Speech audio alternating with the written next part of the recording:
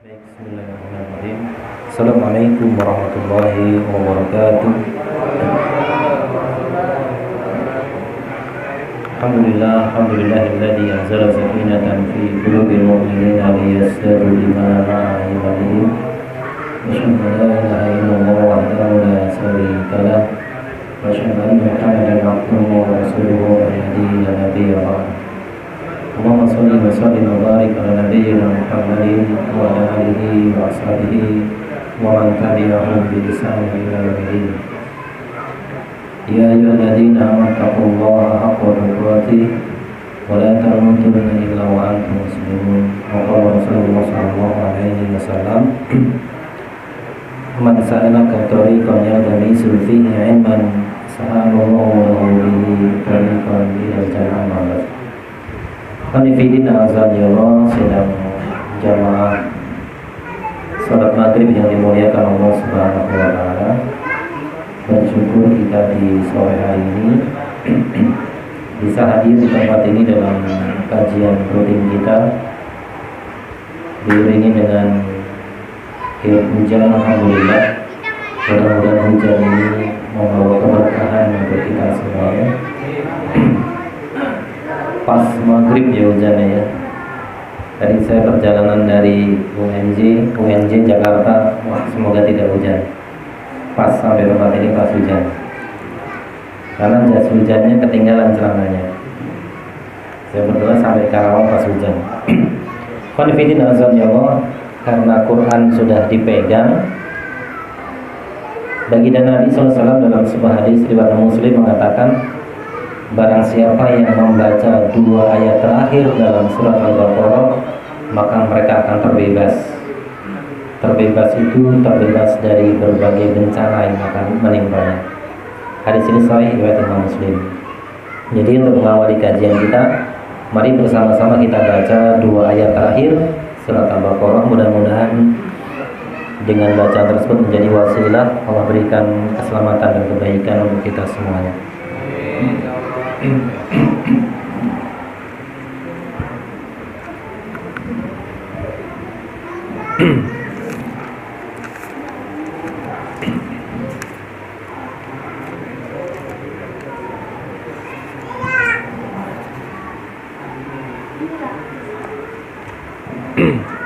Baik, dari Amanah Rasul sudah ketemu jemaah sekalian, bareng-bareng dari kita awali dari surat Al-Fatihah. A'udzu billahi minasy syaithanir rajim. Bismillahirrahmanirrahim. Alhamdulillahi rabbil alamin. Ar-Rahmanir Rahim. Maliki yaumiddin.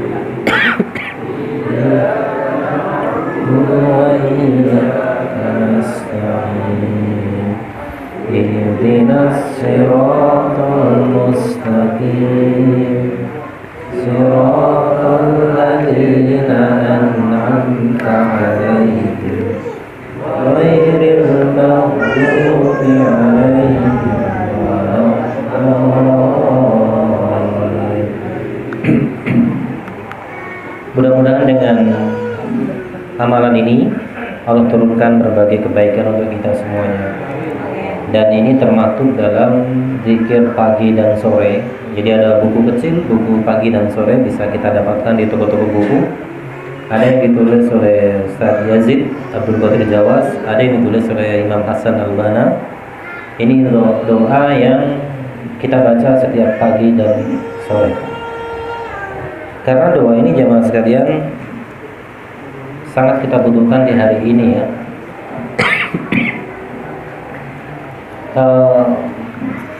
Sedikit sebagai pembukaan, di Jakarta sekarang berbeda seperti biasanya. Di mana-mana orang sudah pakai masker ya.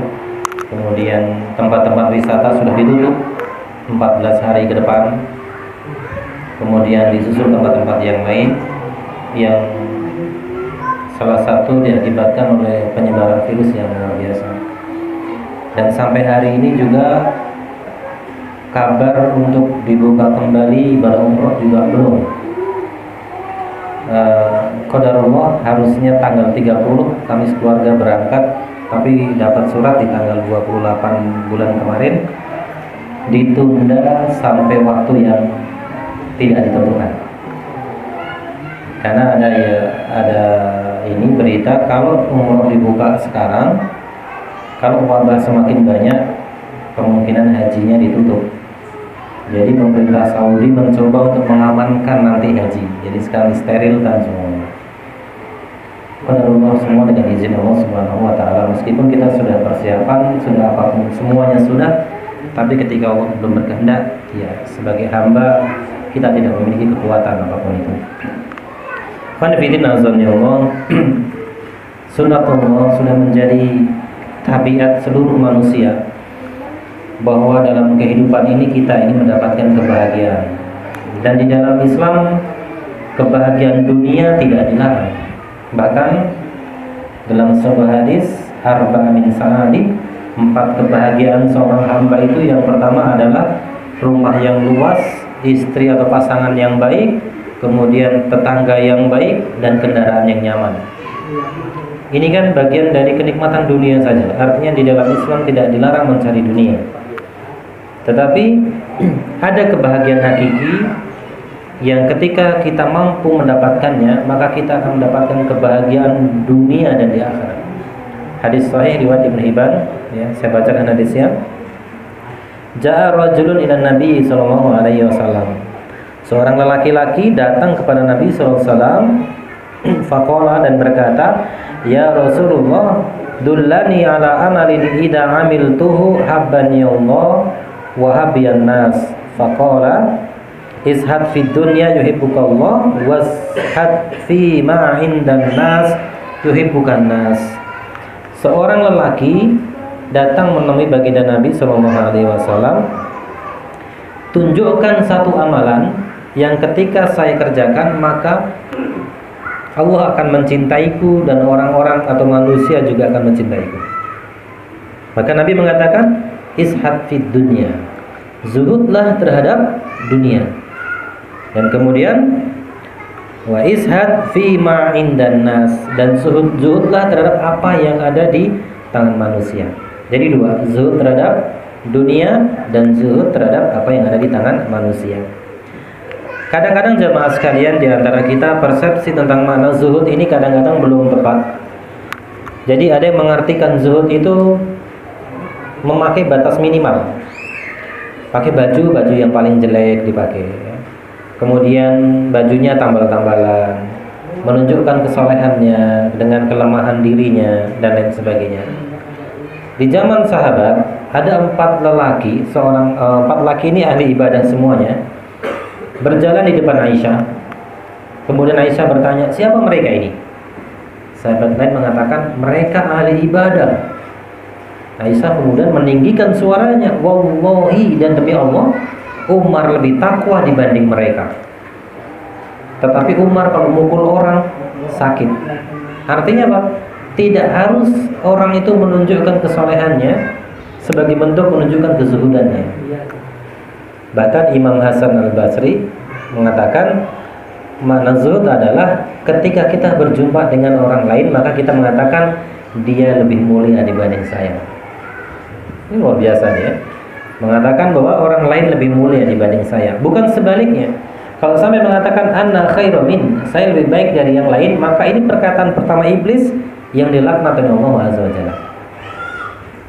Kemudian Sulaiman Ad-Darini, ya, pernah menjelaskan, Al-Imam Sulaiman Ad-Darini, makna zuhud itu yang pertama meyakini apa yang ada di sisi Allah lebih mulia dibanding apa yang ada di tangan kita. Ini makna zuhud. Yang kedua, ketika musibah, baik meninggalnya keluarga, hilangnya harta benda, datangnya penyakit, kita lebih meyakini pahala yang kita terima lebih besar dan kita lebih berbahagia dibanding harta itu kembali lagi kepada kita. Jadi misalkan kehilangan motor, kehilangan apapun itu, kita mengharap balasan Allah lebih besar pahalanya dibandingkan motor itu kembali.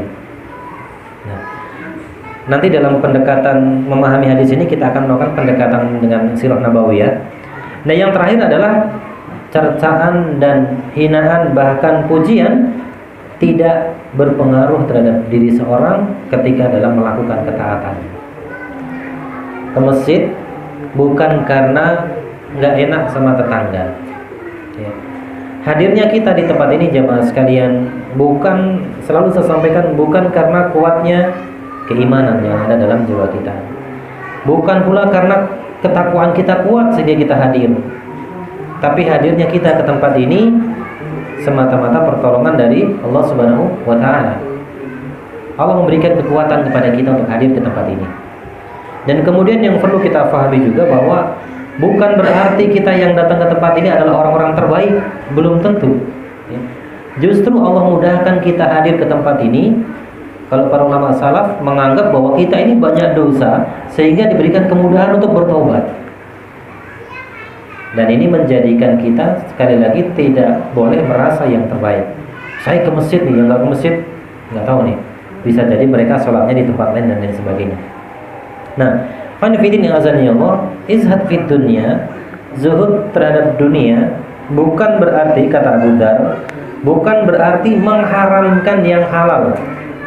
Ya, saya tidak mau pakai mobil, biar nyunah, jalan kaki kemana-mana.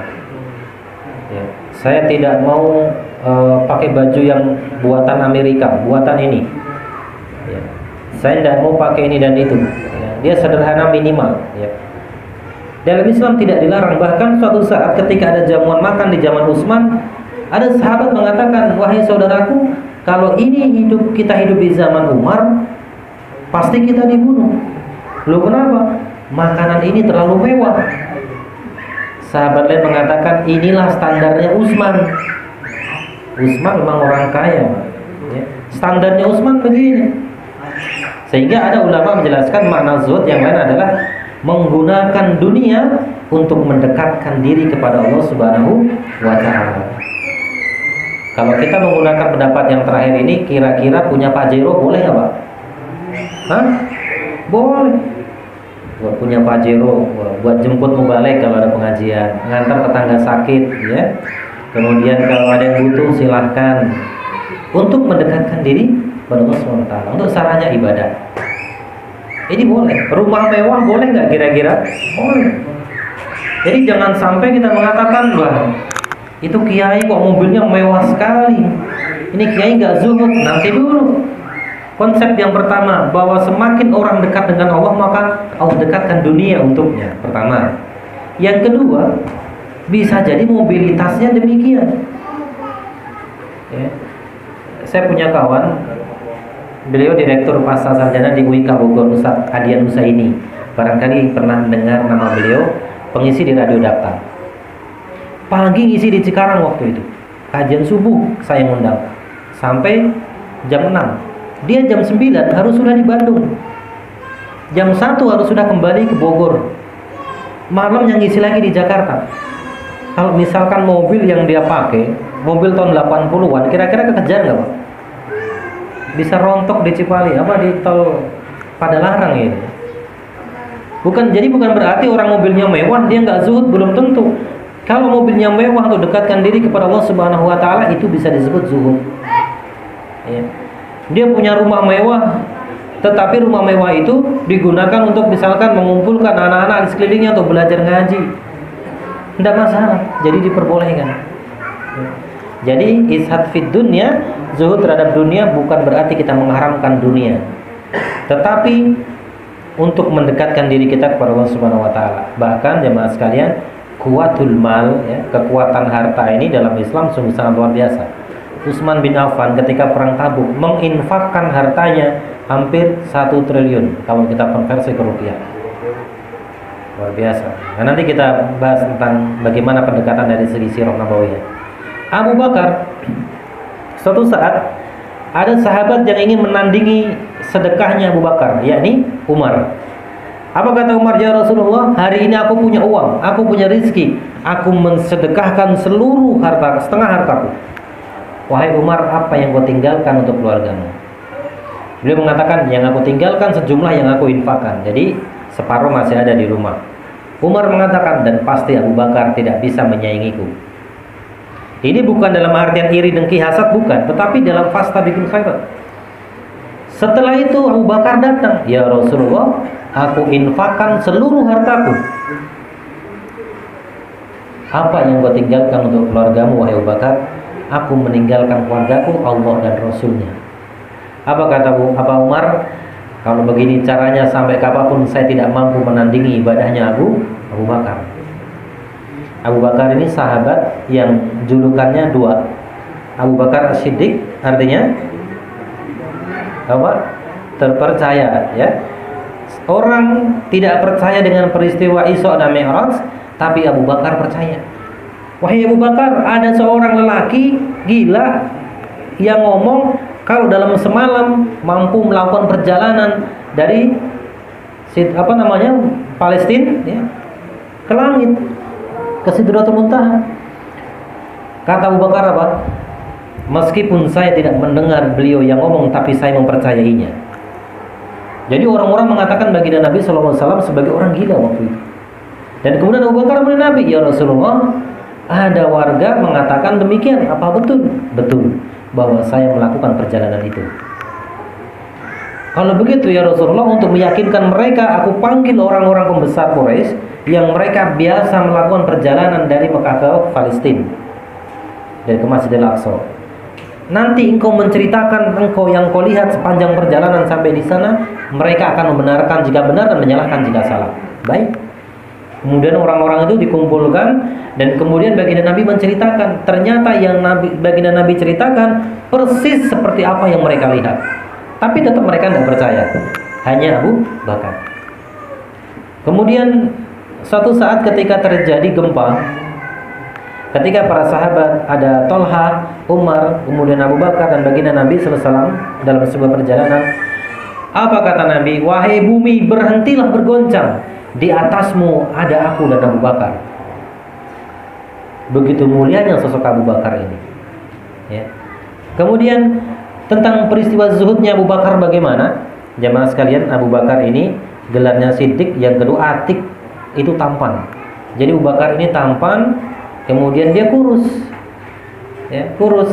Dalam sebuah hadis dijelaskan kalau pakai sarung sering kedodoran. Nah, itu Abu Bakar, itu orangnya kurus. Tapi baginda Nabi mengatakan apa? Seandainya manusia dari zaman dulu, manusia di muka bumi ini, zaman Nabi Adam sampai nanti hari kiamat, ketika keimanannya ditimbang dengan keimanan Abu Bakar, maka tidak akan pernah bisa mengalahkan keimanan Abu Bakar. Ini mulianya sahabat Abu Bakar. Dan ketika beliau menjadi khalifah, ya, ini ada dalam buku sahabat yang dijamin masuk surga. Ini jamaah, kalau kita baca buat cerita ke anak-anak kita luar biasa, biar mereka lebih mengenal sahabat Nabi dibanding mengenal artis Korea, gitu ya. Nyebutin artis Korea atau pemain bola cepet ya. Saya bisa tes nih, adik-adik ini kasih hadiah, ya. Sebutkan 10 sahabat Nabi sama 10 pemain bola, kira-kira yang lengkap mana kira-kira? Pemain bola, ya. Persib Bandung apa mana? Apa? Tapi kalau sahabat Nabi 4 paling, ya. Ini ada buku menarik versi bahasa Indonesia, ini menarik sekali. Nah, zuhudnya Abu Bakar ketika menjadi khalifah, suatu hari beliau ke pasar ingin jualan, ketemu dengan sahabat, wahai Abu Bakar, engkau mau kemana? Saya mau jualan. Wahai Tuan, Anda ini khalifah, pulanglah, biarkan kami yang menanggung kehidupan engkau. Zuhudnya Abu Bakar. Dan kemudian dalam hadis lain, baginda Nabi mengatakan, barang siapa yang ada 3 hal dalam dirinya, maka mereka merasakan manisnya iman. Yang pertama, ketika Allah dan Rasulnya dia cintai dari segala sesuatunya. Dari semua yang ada di dunia ini, Allah dan Rasulnya lebih dia cintai. Yang kedua, dia berteman, bersahabat karena Allah Subhanahu wa ta'ala. Yang ketiga, membenci kekufuran sebagaimana bencinya dimasukkan ke dalam neraka jahanam. Abu Bakar itu semua, lebih mencintai Allah dan Rasulnya, sehingga beliau disebut manusia terbaik setelah Nabi Sallallahu Alaihi Wasallam. Ini luar biasa Abu Bakar ini, ya. Nah, kemudian akan fitnah azan ya Allah. Abu Bakar sosok yang lembut. Ketika baginda Nabi menjelang wafatnya. Nah, ini terjadi polemik di antara kaum muslimin tentang bagaimana sistem pemilihan pemimpin di zaman Nabi. Karena Nabi tidak menjelaskan secara detail, karena urusan dunia diserahkan kepada kalian. Tentang pemilihan khalifah setelah Nabi. Waktu itu Nabi menjelang wafat, tapi Nabi memberikan isyarat. Nabi tidak bisa menjadi imam dan Nabi mengatakan yang menggantikanku imam adalah Abu Bakar. Ya Rasul, Abu Bakar ini orangnya lemah, lembut. Jadi beliau kalau jadi imam kadang nggak sampai selesai, Pak. Kenapa? Pingsan. Saking mentadaburinya dengan yang luar biasa. Dia nggak sanggup jadi imam. Ya Abu Bakar nih seorang sahabat yang jarang jadi imam. Bahkan Aisyah mengatakan, ya Rasul, Abu Bakar itu orangnya lembut sekali. Tapi kata Nabi, biarkan Abu Bakar. Akhirnya Abu Bakar menjadi imam. Ketika Nabi wafat, Nabi sallallahu alaihi wasallam wafat, maka yang menggantikan khalifah terjadi perdebatan di antara kaum muslimin. Sebagian besar mengatakan yang berhak menggantikan baginda Nabi adalah orang terdekatnya, yakni mantunya. Siapa, Pak? Ali. Tetapi Umar firasatnya luar biasa. Jadi sahabat yang memiliki firasat yang sangat kuat Umar punya firasat bahwa yang dikehendaki Nabi adalah Abu Bakar. Maka beliau ketika mengatakan Abu Bakar, nanti dikira tendensius. Akhirnya Umar mengatakan yang berhak menggantikan baginda Nabi menjadi khalifah adalah keturunan Quraisy. Akhirnya siapa keturunan Quraisy? Abu Bakar. Nah, setelah Abu Bakar, nanti Abu Bakar menjelang wafat, barulah Abu Bakar menunjuk Umar. Setelah Umar, nanti terjadi musyawarah menunjuk Utsman dan Ali dan seterusnya. Nah, ikhwan fillah azan ya Allah. Ini zuhudnya Abu Bakar, izhad fi dunia. Kemudian tentang manisnya iman, ada satu sahabat lagi namanya Thalhah bin Ubaidillah. Sampai-sampai baginda Nabi mengatakan dalam salah satu hadisnya yang diriwayatkan oleh Imam At-Tirmidzi, hadis ini derajatnya sahih, Abu Bakar fil jannah, Umar fil jannah, Ali fil jannah, Utsman fil jannah, Ali fil jannah. Terus siapa lagi? 10 sahabat dijamin masuk surga. Bapak-bapak ada yang masih ingat? Selain 4 sahabat utama? Saya ulang. Abu Bakar, Umar, Utsman, Ali, terus Thalhah bin Ubaidillah, terus Sa'ad bin Abi Waqqas, terus Abdurrahman bin Auf, Sa'id bin Zaid, terus Zubair bin Awam, yang terakhir Ubadah bin Jarrah. 10 orang ini dijamin masuk surga. Dan yang setelah 4 sahabat itu Thalhah bin Ubaidillah. Nah, Thalhah ini fanifidina azan ya Allah, merasakan manisnya iman. Allah dan Rasulnya lebih dia cintai ketika terjadi peristiwa perang Uhud. Ketika terjadi peristiwa perang Uhud, jamaah sekalian, maka Thalhah ini menjadi tamengnya baginda Nabi sallallahu alaihi wasallam. Ketika baginda Nabi diserang berhadapan dengan 200 orang ya, pasukan Quraisy, maka Thalhah menjadi tamengnya. Sampai Nabi mengatakan, wahai sahabatku, seandainya kalian ingin melihat orang yang syahid tapi masih berjalan di muka bumi, maka lihatlah Thalhah bin Ubaidillah. Disanjung oleh baginda Nabi karena beliau adalah elangnya Uhud. Ya. Jadi jemaah sekalian, kisah ini sangat panjang sekali. Nanti boleh disilahkan cari di Google atau beli bukunya buat cerita ke putra-putri kita. Biar nilai-nilai heroik muncul dalam jiwa mereka. Biar mereka punya idola. Ya. Jangan sampai kita kekurangan bahan untuk bercerita kepada mereka, padahal kisah banyak sekali. Dan jangan sampai juga media yang dia tonton membentuk karakter anak-anak kita. Ya. Sebagai bahan sisipan materi kita di malam hari, jemaah sekalian, hari ini ternyata di Eropa gelombang islamisasi orang masuk Islam luar biasa besarnya. Peristiwa corona ini bukan membawa berkah ya, ada hikmah di balik itu. Orang yang nggak suka dengan Islam banyak sekarang yang masuk Islam. Kenapa? Anjuran kita cuci tangan, sering cuci tangan. Kita dalam Islam sehari minimal berapa kali cuci tangan, Pak? Wudu 5 kali. Ini batas minimal kan? Batas minimal 5 kali. Ada di antara kita bapak-bapak yang mungkin menjaga wudunya, Atau dari rumah menjaga wudhu mau berangkat bekerja. Dan ini saran saya, ketika kita mau berangkat bekerja, usahakan dalam kondisi berwudhu, karena kita tidak tahu resiko di perjalanan. Jaga wudhu. Ada yang sampai kantor belum masuk, dia menyempatkan sholat duha lagi, kemudian nanti zuhur dia wudhu lagi, dan seterusnya. Kita lebih dari cukup sebenarnya cuci tangan. Kemudian bagaimana sunnahnya seorang lelaki kalau hari Jumat motong kuku? Motong kuku. Ada nggak agama yang sampai sedetail itu, Pak? Bahkan makanan sekalipun halalan thayyiban, kita nggak cuma yang halal tapi yang baik.